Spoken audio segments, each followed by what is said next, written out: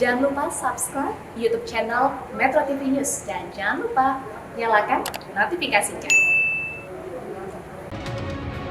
Pemirsa, lantas bagaimana pemerintah pusat melihat sinergitas antar daerah terutama di wilayah Jabodetabek dalam upaya penanganan banjir? Kami sudah terhubung bersama staf khusus Menteri Pekerjaan Umum dan Perumahan Rakyat Firdaus Ali. Selamat malam Pak Firdaus. Jadi sebenarnya apa problem atau masalah hingga kiriman air dari hulu ini yang selalu menjadi sorotan berbagai macam pihak, termasuk dari Pemprov DKI Jakarta juga, banjir karena dari hulu kirimannya?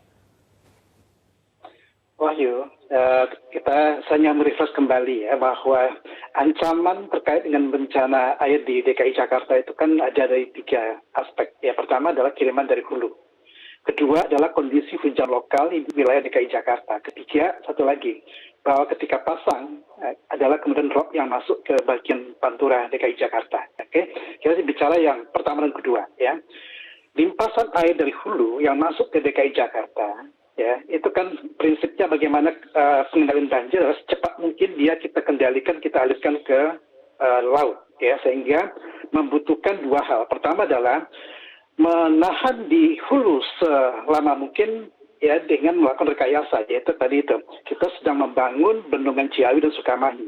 Ya, kedua adalah di hilir bendungan tadi yang sampai ke wilayah DKI Jakarta, tentunya beban ini harus ditampung, dialirkan oleh sungai-sungai yang melewati wilayah DKI Jakarta. Ya, ada 13 sungai tadi. Ya. Sungai ini membutuhkan penambahan kapasitas dari kondisi yang ada yang kita sebut dengan normalisasi. Ya.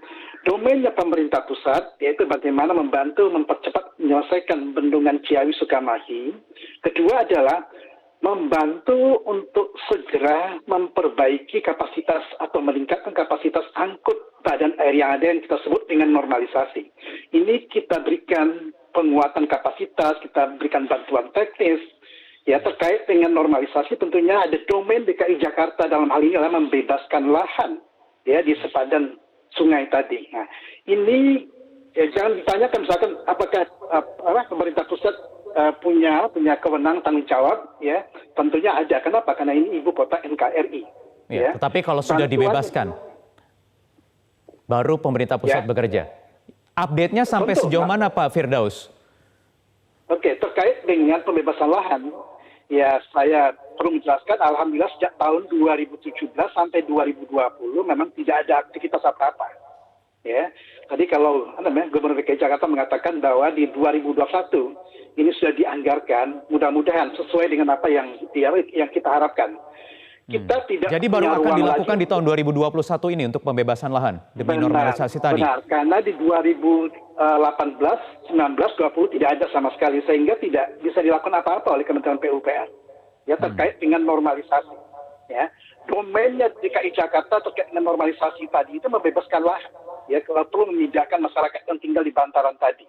Di samping upaya-upaya lain tentunya ya memperbaiki sistem drainase yang ada, memperbesar kapasitas pompa, memperbaiki tanggul yang ada. Ini hal-hal yang sudah konkret yang sudah disiapkan jauh hari yang harusnya tinggal dieksekusi oleh pemerintah DKI Jakarta. Tidak ada lagi yang lain. Ya, penanganan banjir, Wahyu, tidak ada sesuatu yang magic sifatnya. Kenapa? Ini sesuatu yang sudah bisa kita tahu apa yang akan kita kerjakan dan kita bisa lakukan modeling dalam hal ini. Dan semua pakar sudah urun rembuk bagaimana menangani banjir di ibu kota ini. Tinggal langkah yang dilakukan apa? Eksekusi di lapangan itu tidak lebih tidak kurang, Wahyu. Baik. Pak Firdaus, apa jadinya ketika normalisasi ini masih mandek, baru akan mulai lagi di 2021? Kemudian waduk juga belum selesai. Sementara banjir tidak hanya terjadi di bantaran sungai yang dilewati, yang dinormalisasi saja, tetapi kita tahu sudah menyebar kemana-mana. Wahyu, ya, saya katakan lagi bahwa sudah terlambat kita bicara bagaimana sekarang menyelesaikan masalah banjir di Jakarta. Kenapa? Ya harus diselesaikan sejak 3 tahun yang lalu sampai hari ini. Dan ingat, ya, banjir pertama di tahun 2020, tengah malam 1 Januari. Ya, lalu kemudian bulan Maret, bulan Juni, BMKG sudah mewarning kita bahwa musim hujan tahun ini akan jauh lebih berat dibandingkan dengan musim hujan tahun-tahun sebelumnya.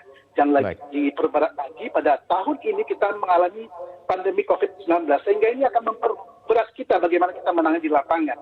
Jadi kalau ditanyakan ke saya, ibarat rumah terbakar, rumah yang sudah terbakar, sekarang adalah saatnya menyelamatkan nyawa. Tidak ada hal-hal yang bisa dilakukan. Kenapa? Ya memang sudah tidak ada waktu untuk kita kemudian berdiskusi lagi, membangun narasi untuk apa? Untuk meyakinkan publik bahwa ya kita oke kok.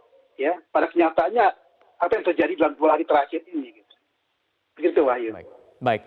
Pak Firdaus, jadi target untuk waduk hulu ini akan selesai kapan? Di tahun ini bisa selesai Pak Firdaus? Mudah-mudahan ya, pembebasan lahan kita sudah hampir rampung 100%, tinggal konstruksi. Mudah-mudahan di akhir tahun 2021 ini, 2 bendungan ini kita selesaikan, itu akan mampu menampung kira-kira 8,2 juta meter kubik. Tapi sekali lagi Wahyu, penanganan banjir di ibu kota dan sekitarnya tidak hanya digantungkan dengan waduk ini saja. Bagaimana menata drainase di ibu kota, bagaimana kemudian memastikan semua pompa yang ada bekerja dan kapasitas pompa ditambah 3 sampai 5 kali lipat dari yang ada saat ini, Wahyu. Ya, semua punya peran. Pemerintah Provinsi DKI Jakarta, juga pemerintah pusat dan juga daerah terkait yang dilintasi sungai-sungai yang kita sudah tahu ada 13 sungai melintasi di ibu kota ini juga harus bersinergi, bekerja sama untuk bisa membawa sejumlah wilayah yang ada di sekitar Jabodetabek termasuk ibu kota terbebas dari banjir. Terima kasih Pak Firdaus Ali, staf khusus Menteri Pekerjaan Umum dan Perumahan Rakyat sudah bergabung bersama kami di Prime Time News.